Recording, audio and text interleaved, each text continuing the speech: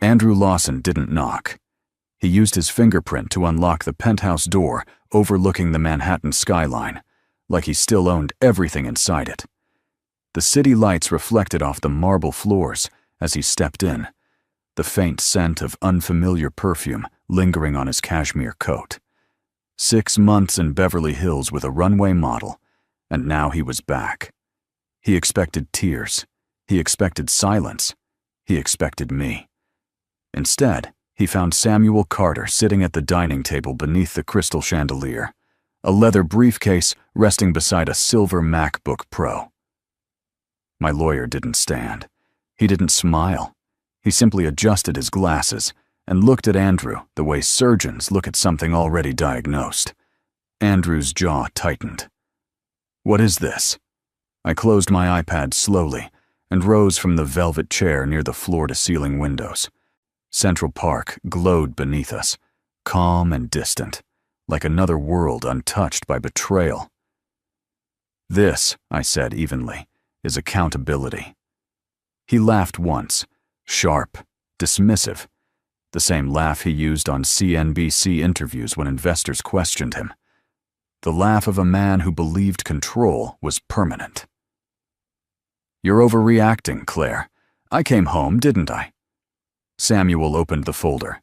Inside were bank statements, wire transfers, California LLC filings. $1 million moved quietly through shell accounts during the months he was building brand partnerships in Los Angeles. Andrew's face didn't change at first. Then it did. "What the hell is this?" he demanded. I met his eyes for the first time that night. There was no anger in me anymore. No shaking. No pleading. "You thought I didn't notice," I said softly. You thought I wouldn't look." The skyline behind him shimmered in silence. He had come back expecting forgiveness. What he walked into was an audit, and the night was only beginning. Andrew didn't sit down. He stayed standing at the head of the dining table, shoulders squared, hands braced against the polished marble, as if the penthouse itself were still his boardroom. The Manhattan skyline shimmered behind him, reflected in the floor-to-ceiling glass, like a kingdom he believed he still ruled. "This is ridiculous," he said finally. "You hired a forensic attorney over a misunderstanding?" Samuel Carter remained calm. $1 million isn't a misunderstanding, Mr. Lawson." Andrew's eyes shifted to me, not with guilt, with irritation. The same look he used when junior analysts asked inconvenient questions during quarterly reviews in the Park Avenue office. "You've been lonely," he said, lowering his voice as if that explained everything. "I needed space. That doesn't give you the right to dig through private accounts." "Private," the word almost made me smile. "Company funds aren't private," I replied, "especially when you're the fiduciary." He straightened. "Those were strategic allocations." "To a California LLC registered to a 27-year-old model?" Samuel asked evenly. Silence. Andrew's jaw flexed. For a moment I saw the calculation in his eyes, not regret. Strategy. He was already shifting positions in his head, looking for leverage. "You're making this ugly," he said to me. "We can handle this quietly." Quietly. Like the private jet invoices disguised as development research trips. Like the hotel suites in Beverly Hills categorized under client relations. Like the diamond bracelet charged as executive gifting. I picked up a thin folder from the table and slid it toward him. "Open it." He hesitated. Then he did. Inside were copies of wire confirmations, internal approval emails bearing his digital signature, and a highlighted clause from our shareholder agreement. Andrew read it once, then again. "You wouldn't," he said softly. I felt something settle inside me. Steady, grounded. "For 6 months," I answered. "You assumed I wouldn't." His gaze hardened. "You think this gives you power?" "No," I said. "It proves I was never powerless." Samuel closed his briefcase with deliberate calm. "Mr. Lawson," he said, This is only the preliminary review. Andrew looked from the documents to me. For the first time since he walked in, he understood. This wasn't a wife reacting. This was a CFO responding. And the audit had just begun. Andrew used to say the company was his vision. He liked that word. Vision. It sounded cinematic on magazine covers and sharp in interviews. I saw opportunity where others didn't, he would tell reporters, seated in glass conference rooms overlooking the Hudson, Mont Blanc pen resting confidently between his fingers. What he never mentioned was who built the structure beneath that vision. Me. 10 years earlier, Lawson Development Group had been a struggling mid-size firm, bleeding cash after a failed waterfront acquisition. Investors were circling. Creditors were impatient. Andrew had charisma, but no containment strategy. I had spreadsheets. I still remember the night we sat on the floor of our first Tribeca condo, papers scattered around us, Chinese takeout growing cold. He was pacing. I was rebuilding cash flow models from scratch. "You're overthinking it," he'd said back then. "No," I answered quietly. "You're underestimating risk."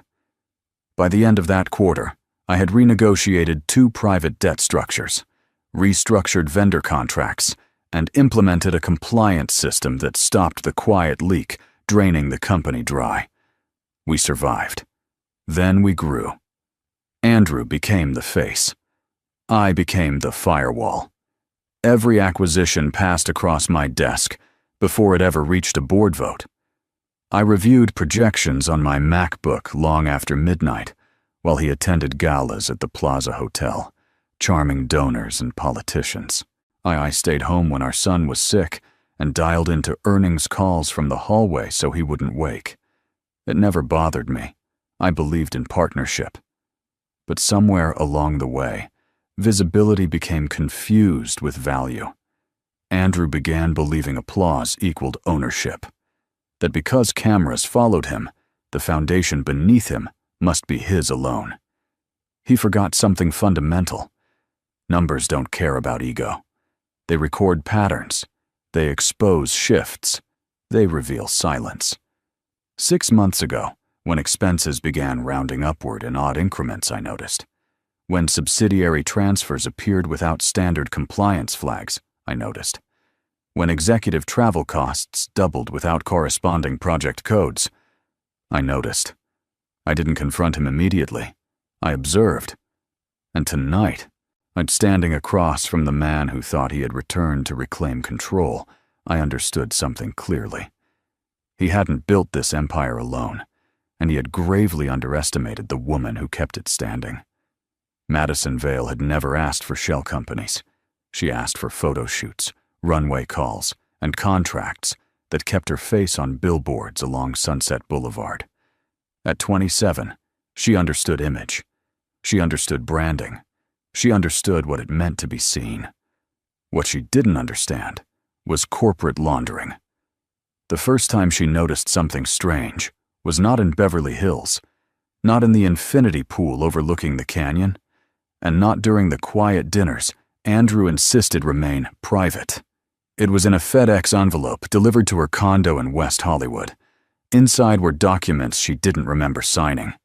Madison stared at the pages, her manicured fingers hovering above legal language she barely recognized. Crescent Shore Holdings, LLC.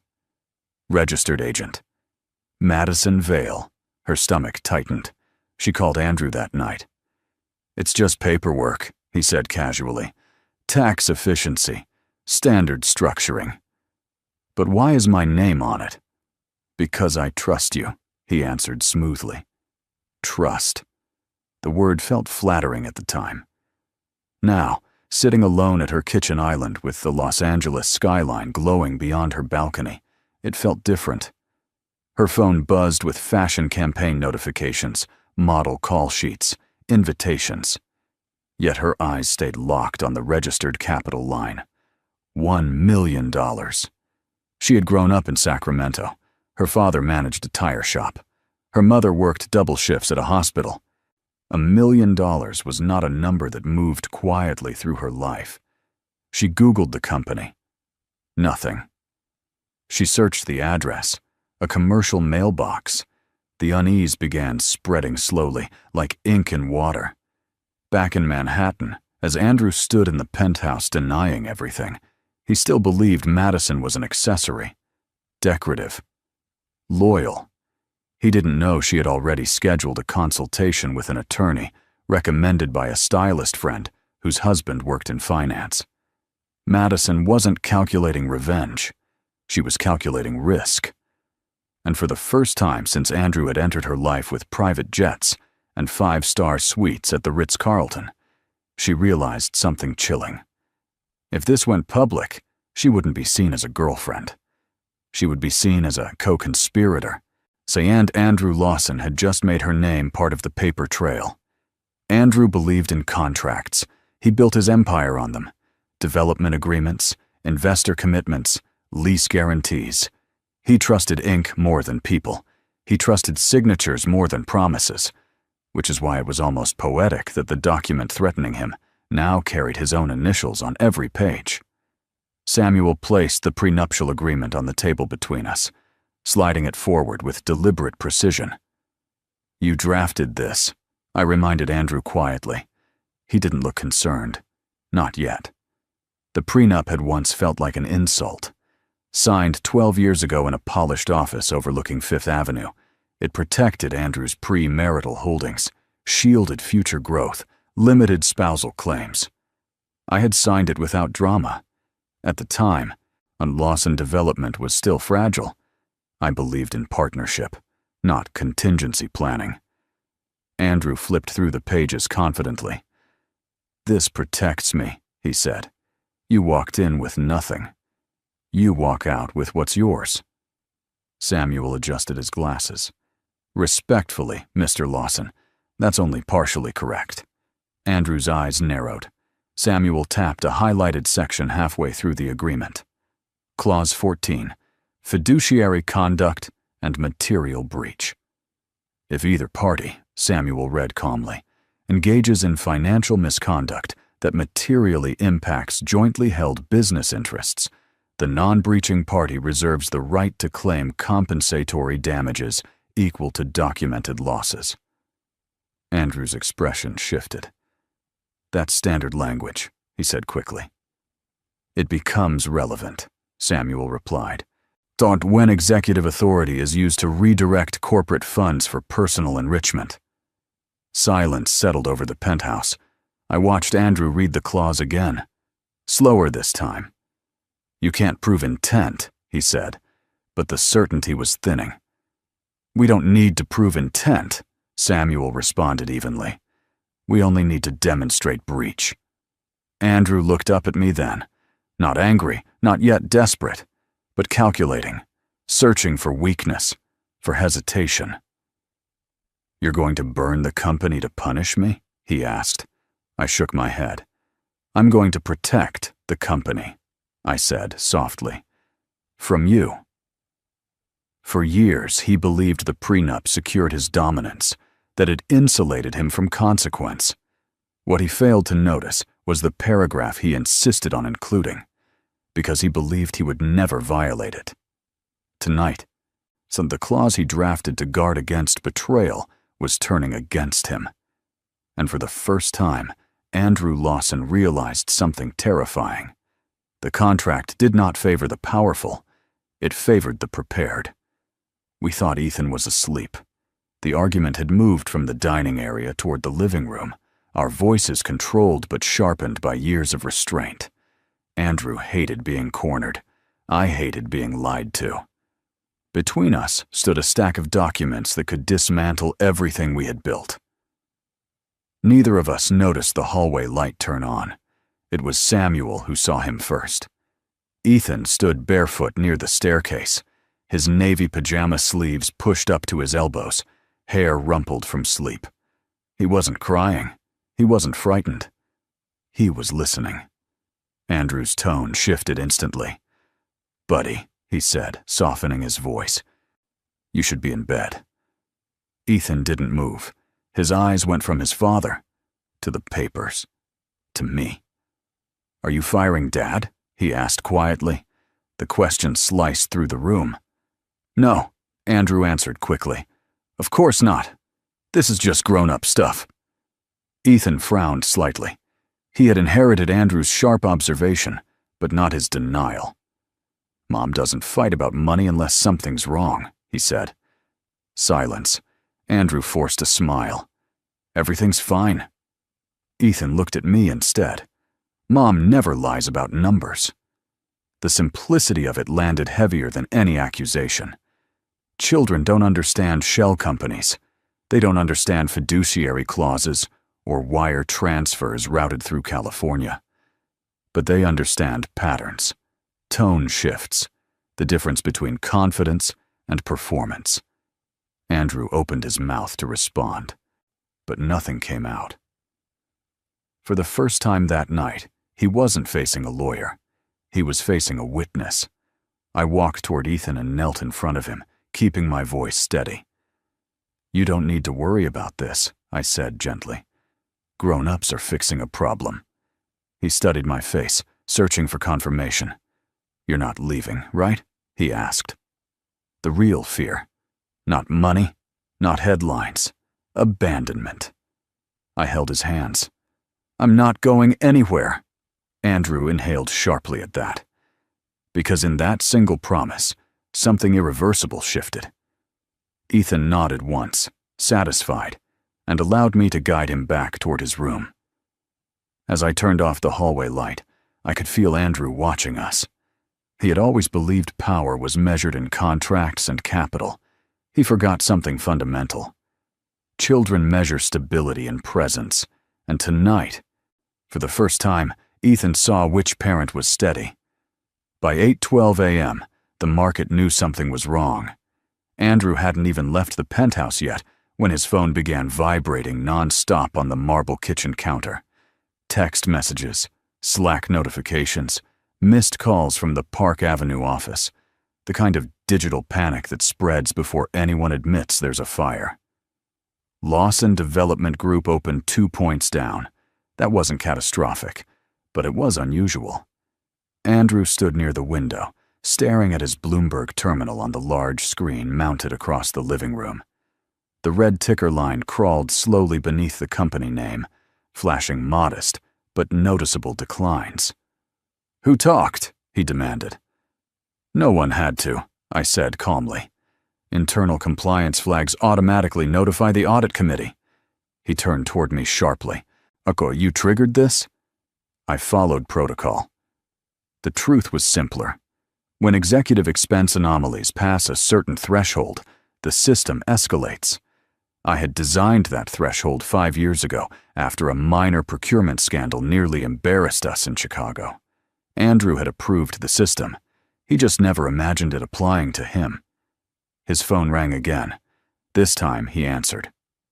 "What?" he snapped. A pause. "I don't care what the blogs are saying. Issue a holding statement." Another pause. His jaw tightened. "No, there is no investigation. It's routine." He ended the call harder than necessary. "What blogs?" I asked. He didn't respond. Instead, he opened Twitter. A financial analyst account with 40,000 followers had posted a speculative thread. Unusual capital shifts detected at Lawson Development. Executive travel expenses up 240% year over year. Watch this space. Speculation. Not accusation. But in corporate finance, speculation spreads faster than facts. Andrew grabbed his Montblanc pen from the counter, a nervous habit. "You realize what this does to valuation?" "I realize what misused funds do to valuation," I replied. His eyes flared. "If the stock drops, you lose too." "Yes," I said quietly, "but I don't lose my integrity." That word again. Integrity. It irritated him more than the red numbers. Another notification appeared. CNBC had requested comment regarding internal governance concerns. Andrew exhaled sharply. For years, he mastered optics, interviews, headlines, public image. But markets don't respond to charm. They respond to confidence. And this morning, confidence in Andrew Lawson was beginning to erode. Not because of gossip, because of numbers. And numbers, unlike people, don't stay silent when they're manipulated. Andrew always focused on majority control, 51%. That was the number he worshipped. The number that secured board votes, silenced dissent, stabilized perception. As long as he believed he commanded the majority, he believed he commanded reality. What he never questioned was the composition beneath it. The emergency board call was scheduled for noon. By then, internal compliance had formally notified the audit committee. The tone of the morning had shifted from denial to containment. Andrew was pacing when Samuel spoke. "There's something else," my attorney said calmly. Andrew stopped. "What now?" I slid a thin envelope across the kitchen island. Not dramatic, not theatrical, just paper. He opened it impatiently.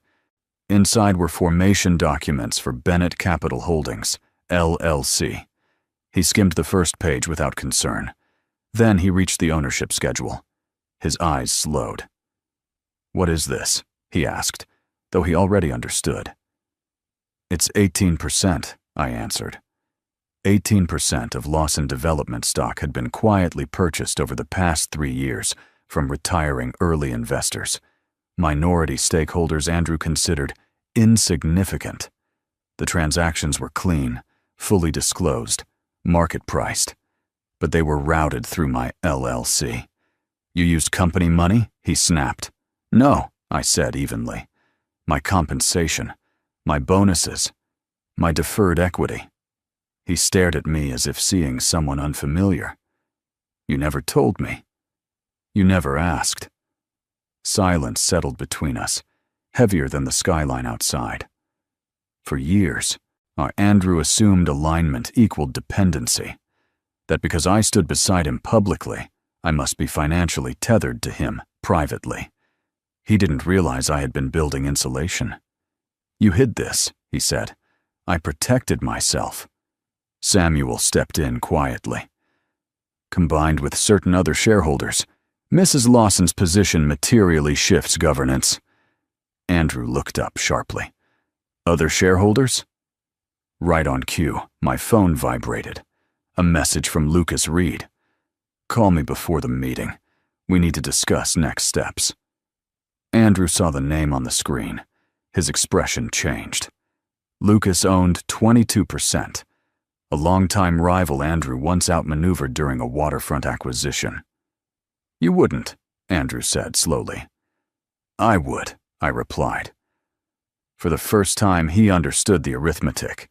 18%, 22%. Together. But that wasn't speculation. That was leverage. And Andrew Lawson had just discovered he no longer controlled the numbers that defined his empire. The board meeting wasn't scheduled in the Park Avenue office. It was moved to a private conference suite at the Plaza Hotel. Optics. Andrew believed controlling the room meant controlling the narrative. Neutral ground, polished mahogany table, bottled water aligned with precision, floor-to-ceiling windows framing Central Park like a painting of stability. By the time we arrived, financial blogs were no longer whispering. They were speculating openly. Governance concerns, capital allocation irregularities, carefully worded headlines, but loud enough. Andrew walked in first, shoulders squared, navy suit flawless, Rolex glinting beneath the chandelier light. He looked every inch the CEO fighting off temporary turbulence. I followed behind him, not as his wife, as a shareholder. Lucas Reed was already seated. He didn't stand when Andrew entered. He simply watched him with quiet interest, fingertips resting on a slim tablet displaying live market movement. "Andrew," Lucas said smoothly. "Rough morning?" Andrew ignored him. "Let's get this over with." The board members filtered in, tension evident in the way they avoided eye contact. No one mentioned the trending analyst thread. No one mentioned CNBC's request for comment, but everyone had read it. Before the meeting began, I stepped into the hallway and answered Lucas's earlier message. "You're sure?" he asked quietly. Yes. This changes everything." "I know." Lucas had lost a major waterfront bid to Andrew 3 years ago, a deal that shifted the company's trajectory. Today, he wasn't interested in revenge.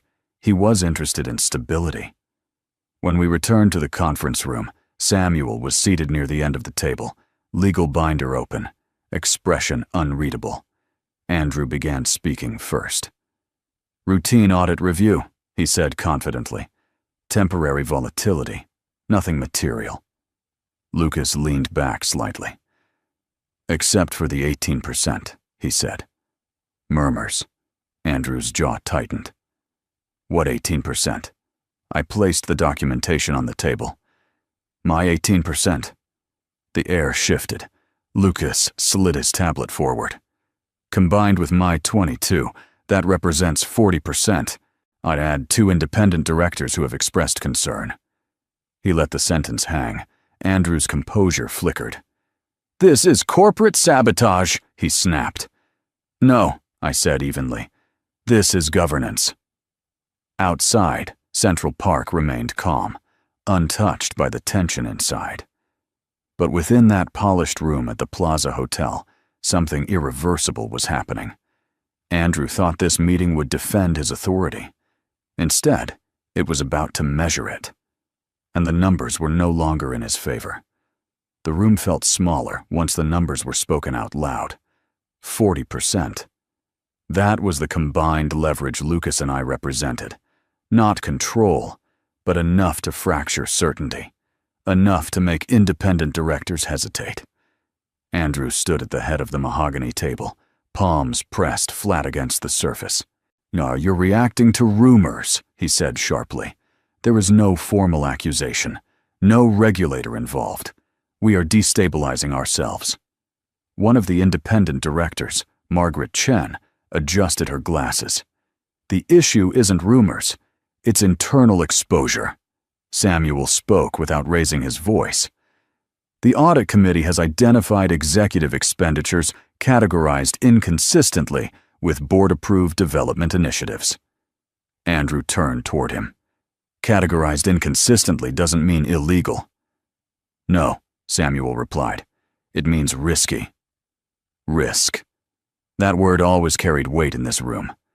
Lucas tapped his tablet, projecting a graph onto the screen at the end of the suite. The stock had slipped another half point.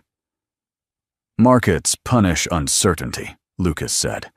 "And right now, Andrew, you are uncertainty." Andrew's gaze shifted to me. "This is personal," he accused. "It stopped being personal when corporate funds were involved," I answered calmly.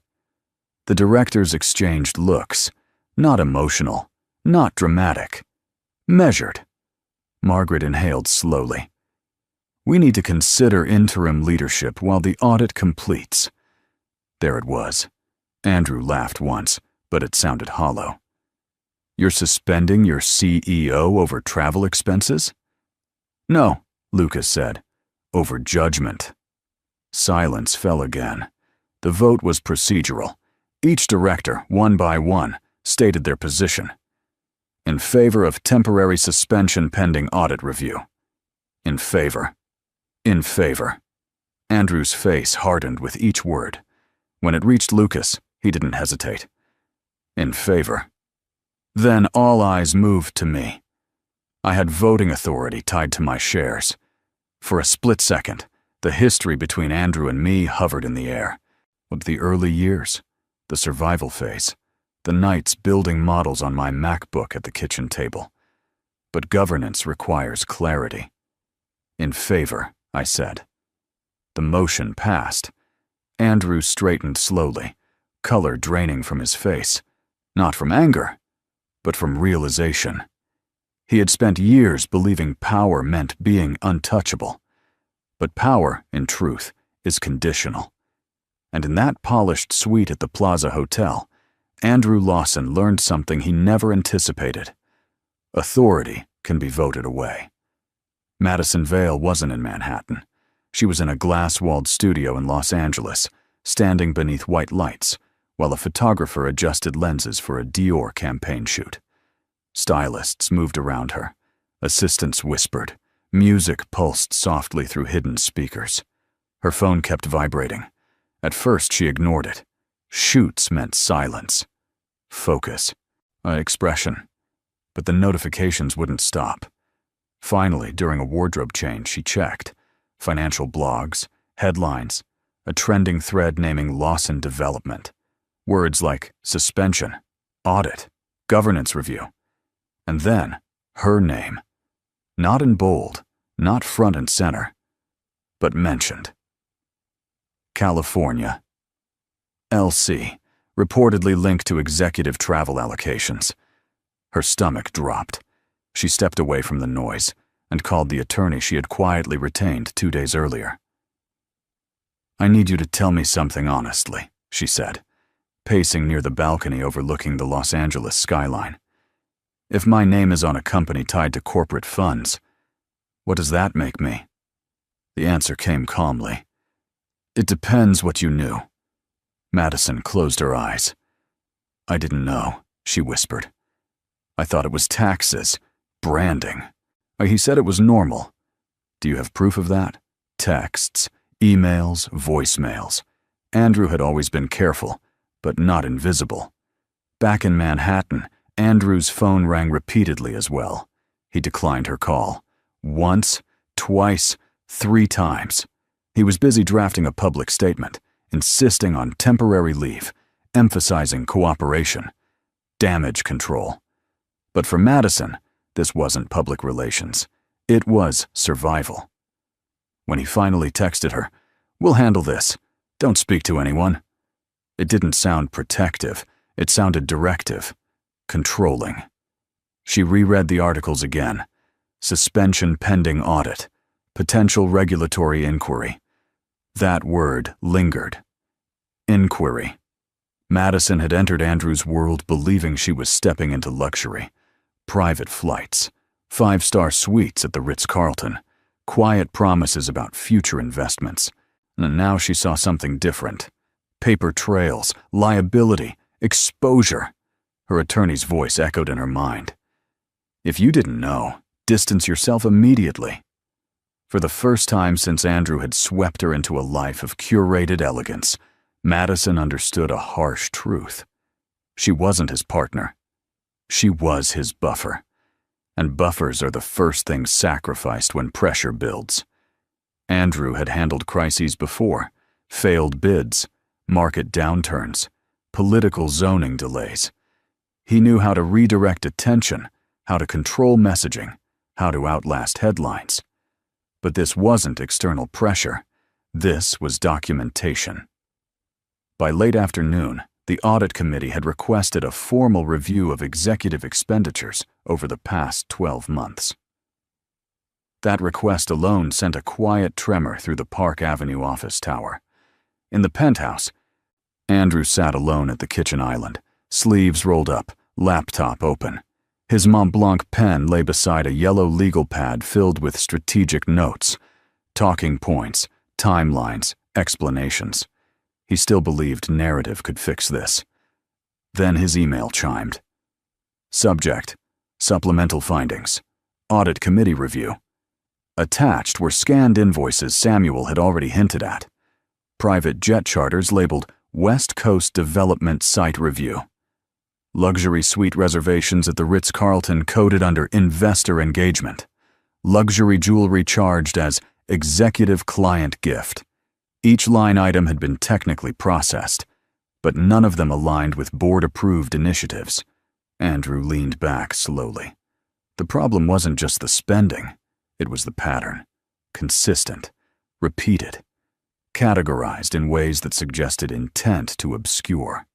He opened his internal dashboard, attempting to trace the entries, looking for ambiguity he could leverage. There wasn't any.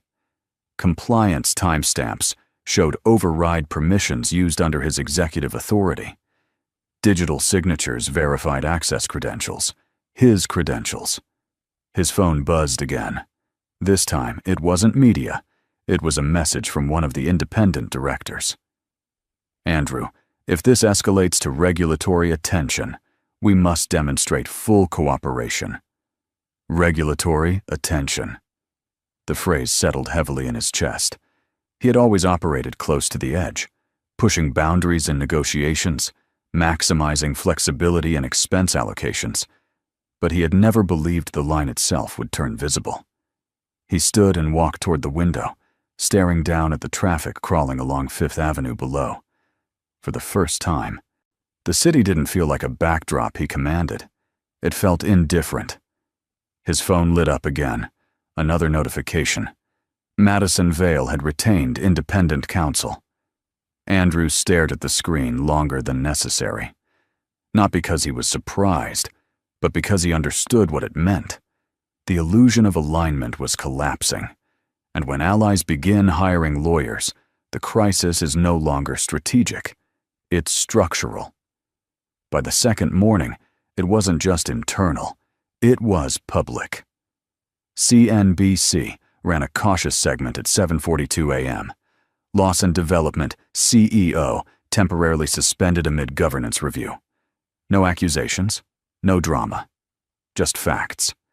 The kind that settle into investor confidence like cracks in glass. Andrew watched it alone. The penthouse felt colder without the noise of control. His suit jacket hung over a chair. His Rolex sat untouched beside his laptop. He hadn't shaved. Then the official letter arrived. Not from media, not from a blogger. From counsel representing the audit committee. Subject: preservation notice and executive review. Attached were instructions requiring him to preserve all electronic communications, expense records, and internal correspondence related to California holdings and executive travel. Preservation notice. It wasn't a charge, but it wasn't casual either. Andrew scrolled through the attachment, jaw tightening. The language was precise, neutral, legal. Failure to comply may result in further action. Further action. He exhaled slowly and reached for his phone. He called me. I let it ring twice before answering. "Claire," he began, voice controlled but thinner than before. "This has gone far enough." "No," I replied evenly. "It's just begun. You're escalating this into something it doesn't need to be." "I didn't escalate," I said. "The records did." Silence. "You realize if regulators step in, everyone gets scrutinized," he warned. "I have nothing to hide." That unsettled him more than defiance. In the background of the call, he could hear faint movement. Ethan's voice asking about school, the ordinary rhythm of morning life, stability. Andrew lowered his tone. "We can settle this privately. You'll get a generous agreement. We protect the company." There it was, control disguised as compromise. "You already had a generous agreement," I said quietly. "You chose to violate it." He didn't argue, because he couldn't. The preservation notice wasn't about revenge, it was about responsibility. And for the first time in his career, Andrew Lawson understood a reality he had always avoided. Power insulates you, until documentation removes the insulation. Once the paper trail becomes formal, you don't negotiate optics. You answer questions. And those questions were no longer coming from me. Andrew didn't schedule the meeting through attorneys. He showed up himself. Late afternoon sunlight filtered through the penthouse windows, casting long shadows across the marble floors. I was seated at the dining table, reviewing updated projections on my MacBook, when the door unlocked. He stepped inside slowly this time. No confidence, no sharp edges, just fatigue. "You could have called," I said without looking up. "I didn't want this filtered through lawyers," he replied. That alone told me how serious it had become. He removed his jacket and placed it carefully over a chair, as if restoring order to something that no longer existed. The city outside moved in steady rhythm. Traffic along Fifth Avenue, distant sirens, life continuing. "I made mistakes," he said finally, Not denial, not deflection. Mistakes. I closed the laptop. What kind? I asked. He hesitated. I blurred lines. I shouldn't have moved money the way I did. It was temporary. I meant to correct it. Temporary. As if intent erased impact. You didn't forget, I said quietly. You prioritized. His eyes lifted to mine. There was no anger now, only calculation fading into something closer to regret. I felt. He paused, searching. Invisible. The irony almost stunned me. Invisible? I repeated. You ran everything. The compliance systems, the cash flow strategy. The board trusted you. I built the brand, but you held the structure. And that threatened you? I asked. He didn't answer directly. Instead, he stepped closer. Claire, we can fix this. Withdraw the pressure. Quiet the audit. We restructure privately. I'll step back temporarily if you want. If you want. As if leadership were a marital favor. This isn't about humiliation, I said calmly. It's about governance. He exhaled sharply. You're willing to destroy me over this? No, I answered. You're facing consequences. The word landed harder than anger ever could. For a moment, the silence between us wasn't hostile. It was heavy with recognition, the kind that comes when illusions collapse. You don't have to do this, he said, softer now. I looked past him toward the skyline. I already did. Andrew Lawson had mastered acquisition, negotiation, expansion. But apology? That required surrender. And surrender was the one thing he had never practiced. The Manhattan Supreme Court did not feel cinematic. There were no flashing cameras inside, no dramatic gasps, no raised voices echoing across polished floors. Just fluorescent lighting, muted footsteps, and a row of wooden benches worn smooth by years of quiet decisions. Andrew arrived first. Dark suit, controlled expression. The public version of himself restored carefully, as if reputation could be tailored back into place. His attorney sat beside him, flipping through a leather-bound portfolio. When I entered with Samuel, I didn't look at Andrew. I wasn't there as a wife. I was there as a claimant. The courtroom was smaller than I expected, intimate, almost indifferent. Divorce at this level isn't spectacle, it's documentation. The judge reviewed the file methodically. Prenuptial agreement, fiduciary breach clause, audit committee findings, suspension vote. There were no accusations of infidelity spoken aloud, no mention of Beverly Hills, or models, or private jets. Those details were irrelevant here. What mattered were numbers. Mrs. Lawson is seeking enforcement of Clause 14 under material breach, the judge summarized. Samuel stood calmly. Yes, Your Honor. Documented corporate misallocation materially impacted jointly held interests and public valuation. Andrew's attorney attempted restraint. The expenditures were recoverable. There was no criminal finding. The judge nodded. This is not a criminal proceeding. A pause. However, she continued, executive misuse of corporate funds, when tied to fiduciary obligations outlined in a prenuptial agreement, qualifies as material breach under New York law. Andrew didn't look at me. He stared straight ahead. The ruling was precise. Enforcement of the breach clause. $1 million in compensatory damages.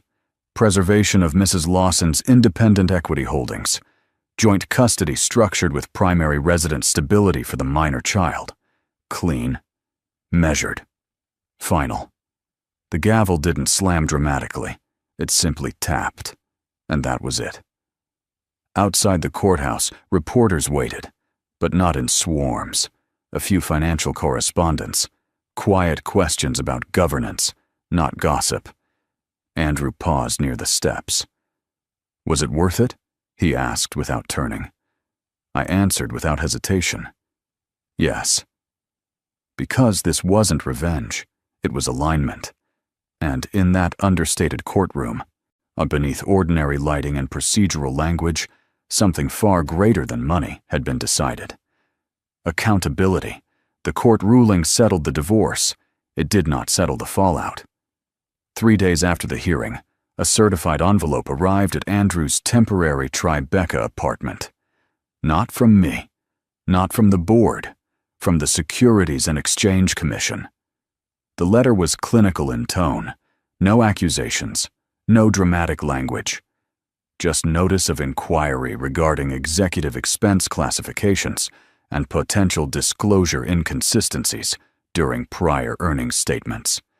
Inquiry, not indictment, but close enough to alter breathing patterns. Andrew read the first paragraph twice, then a third time. His once commanding penthouse view had been replaced by a narrower skyline framed by smaller windows. The silence in the apartment felt different, less powerful, more exposed. He called his attorney immediately. "This is preliminary," she told him, "but you need full cooperation. No defensiveness. No deletion of records." Deletion. The word lingered. "I didn't break the law," he insisted. "That's not the question right now," she replied. "The question is whether your actions create regulatory risk." Meanwhile, at the Park Avenue office, the board issued a controlled public statement announcing interim leadership restructuring. My name appeared in the second paragraph. Chief Financial Officer, appointed acting CEO, pending final review. The market responded quietly but steadily, up 1 point, then another.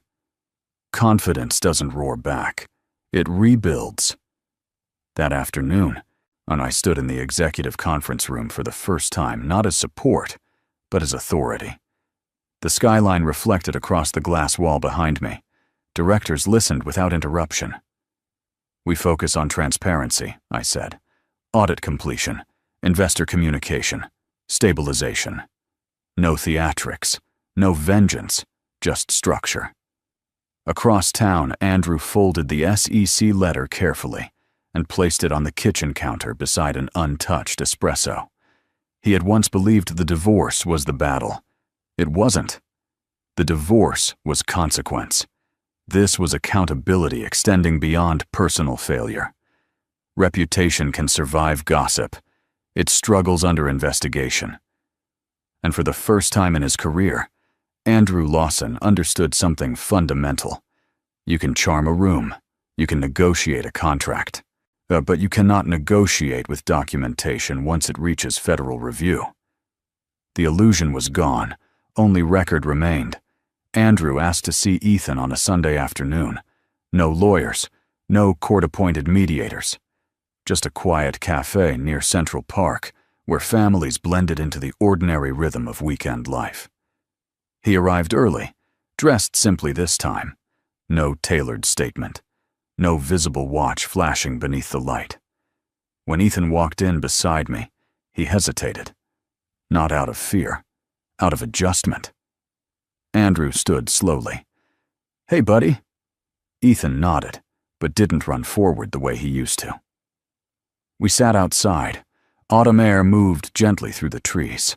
A waitress placed hot chocolate in front of Ethan and coffee in front of Andrew. Steam rose quietly between them. For a moment, neither spoke. Andrew cleared his throat. I know things have been confusing." Ethan stared into his cup. "Are you in trouble?" he asked. Andrew inhaled carefully. "I made mistakes at work." Ethan looked up. "Mom said grown-ups fix problems." There it was again. Simple truth. Andrew nodded. "That's what I'm trying to do." Silence settled, but it wasn't hostile. It was honest. "I didn't mean to make things messy," Andrew added. "Not dramatic, not rehearsed." Ethan studied him, measuring tone the way children do when they don't yet trust words. "You left," he said quietly. Andrew's shoulders lowered. "I did." Mom stayed. The statement wasn't accusation. It was observation. Andrew's gaze drifted briefly toward me. I didn't intervene. This wasn't about blame. It was about ownership. "I shouldn't have left," Andrew said finally. Ethan nodded once, absorbing it. "No, are you still my dad?" he asked. Andrew blinked quickly. "Always." That answer came without hesitation. For the first time in weeks, something softened. Not the situation, not the consequences, but the clarity. Power had shifted. Titles had changed. Investigations were ongoing. But this moment wasn't about governance or stock movement or legal clauses. It was about presence. Andrew reached across the small table slowly. Ethan let him take his hand. Not because everything was fixed, but because truth had finally entered the room. And sometimes, for a child, that is the beginning of repair. The first Monday as acting CEO did not come with celebration. No champagne, no applause, no congratulatory headlines. It came with a 7 a.m. strategy call, a stack of revised projections, and a board expecting stability. I arrived at the Park Avenue office before sunrise. The lobby lights reflected softly against polished stone floors, and the security guard greeted me differently now. Not warmly, not cautiously, but respectfully. The executive conference room felt the same. But the chair at the head of the table felt different. I didn't sit immediately. Instead, I stood by the window overlooking Manhattan, watching the skyline shift from gray to gold. Cities don't collapse because of scandal. They adapt. They reorganize. So do companies. "Let's begin," I said once the directors had gathered. No one questioned my authority. The audit committee provided updates. Expense categories were being reclassified. Investor briefings were scheduled. Transparency statements drafted. I spoke clearly, without overcorrection. "We are not in crisis," I said. "We are in recalibration." Numbers were projected onto the large screen. Cash reserves remained strong. Core developments were intact. The fundamentals had always been solid. Andrew had endangered perception, not foundation. After the meeting, I returned to my office, formerly adjacent to his, now reassigned. My MacBook sat open on the desk, financial models steady beneath rows of clean formulas. For years, I operated in shadow, not because I lacked capability, because I believed partnership required quiet strength. Now, quiet strength required visibility. My phone buzzed. A message from Lucas. Market closing positive. Investors responding well to transparency. Short.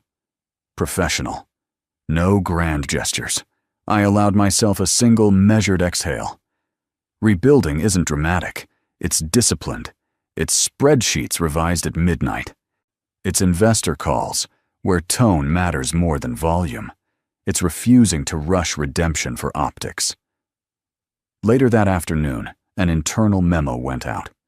Effective immediately, Lawson Development Group reaffirms its commitment to fiduciary responsibility and ethical governance.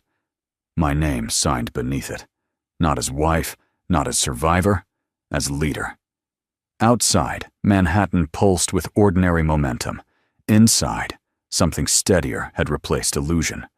Control built on ego collapses loudly. Control built on accountability endures quietly.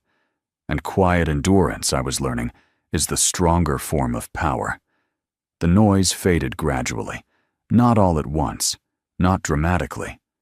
Media interest shifted to the next corporate tremor.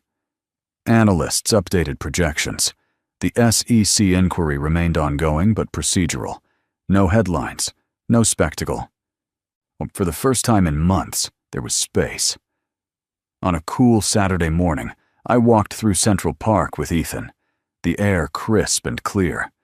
Leaves scattered along the path, gold against gray pavement. He rode slightly ahead on his bike, glancing back every few seconds to make sure I was still there. I was.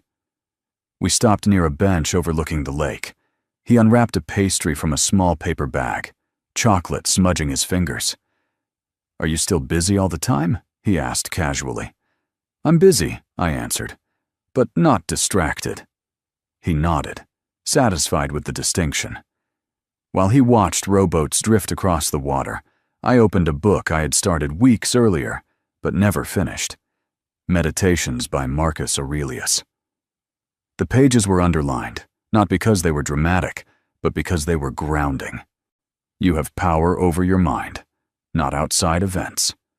For years, I believed control meant preventing damage. Now I understood it meant responding without panic. My phone vibrated gently. A message from Lucas. Coffee later? No agenda. I looked at the skyline visible through bare branches. Not as a battlefield. Not as proof of victory. As landscape, I typed back. 1 hour. Central Park, South. Not because I needed rescue, not because I needed validation, but because rebuilding includes allowing new chapters. Ethan finished his pastry and sat beside me. Are you happier? He asked. The question caught me off guard. Yes, I said honestly. Quieter. He leaned against my arm without hesitation. There had been legal filings, board votes, financial exposure, loss of illusion. But this quiet bench, this ordinary Saturday, felt like resolution. St. Andrew was navigating consequences. Investigations move slowly. Reputations recover unevenly. But accountability had already reshaped the outcome. The empire still stood. So did I. Not louder, stronger. And for the first time since the night he returned expecting forgiveness, I understood something clearly. Peace is not the absence of conflict. It is the presence of clarity. 6 months later, Manhattan looked the same. Glass towers still reflected the Hudson. Traffic still crawled along Fifth Avenue. The Park Avenue office still carried the Lawson name across its lobby wall. But inside, everything had shifted. The SEC inquiry concluded with civil penalties and mandated governance reforms. No criminal charges, no prison headlines, just fines, restrictions, and a permanent note attached to Andrew Lawson's executive record. For in corporate America, that note is louder than scandal. He resigned officially 3 weeks after the ruling, not in anger, in inevitability. The board accepted. The statement was brief. Mutual decision. Forward-looking leadership.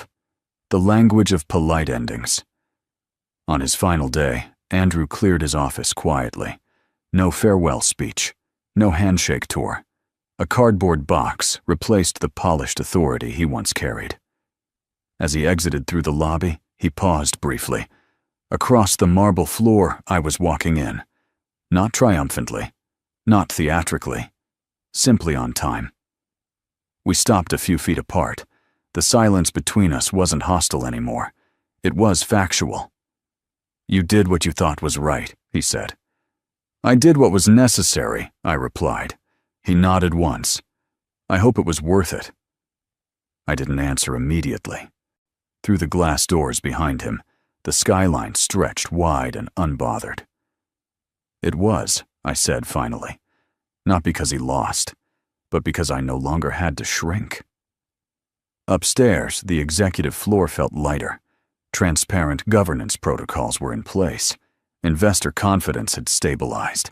The stock chart, once volatile, now moved in steady increments. Later that evening, I walked along Central Park South, where Lucas was waiting outside a quiet restaurant. Nothing extravagant, no spectacle, just dinner. He smiled, not possessively, not strategically. You look different, he said. I am. This wasn't a fairy tale ending. It was a real one. Andrew faced consequence. Madison rebuilt privately, away from headlines. Ethan slept peacefully, secure in consistency. And I stood not as someone avenged, but as someone aligned. So power built on ego collapses. Power built on accountability endures. And as the Manhattan skyline glowed against the darkening sky, I understood the final truth of it all. I didn't win because he fell. I won because I stood. And just like that, the story comes to an end. But my wonderful friends, if you're still here with me right now, if you've stayed through every twist, every quiet courtroom moment, every painful truth, and every steady rebuild, then something in this story touched your heart. And that matters. Maybe what stayed with you isn't the $1,000,000 divorce. Maybe it isn't the boardroom vote or the investigation. Maybe it's something quieter. The realization that power is not about control, it's about character. That accountability, though painful, is healing. That standing firm doesn't require shouting. The Stoics taught us something timeless. You have power over your mind, not outside events. What Claire learned wasn't revenge, it was alignment. She couldn't control betrayal. She couldn't control headlines. But she could control her response. And that response changed everything. In life, we don't always win by overpowering others.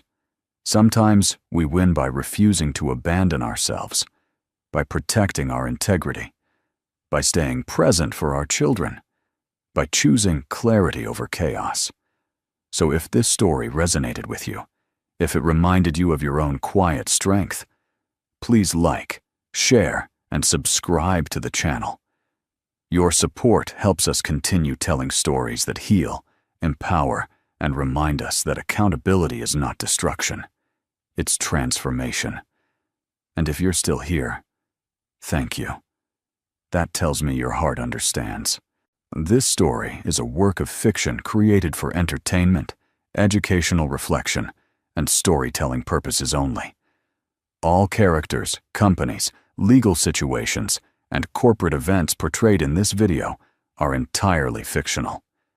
Any resemblance to real individuals, businesses, investigations, or legal proceedings is purely coincidental. The financial, legal, and corporate elements described are dramatized to create a compelling narrative and should not be interpreted as factual reporting, financial advice, legal guidance, or commentary on any real organization. The purpose of this content is to explore themes of accountability, integrity, leadership, and personal growth through fictional storytelling. Viewers are encouraged to seek qualified professionals for real-life legal, financial, or personal matters. This channel is dedicated to sharing meaningful, character-driven drama that inspires reflection and positive life lessons.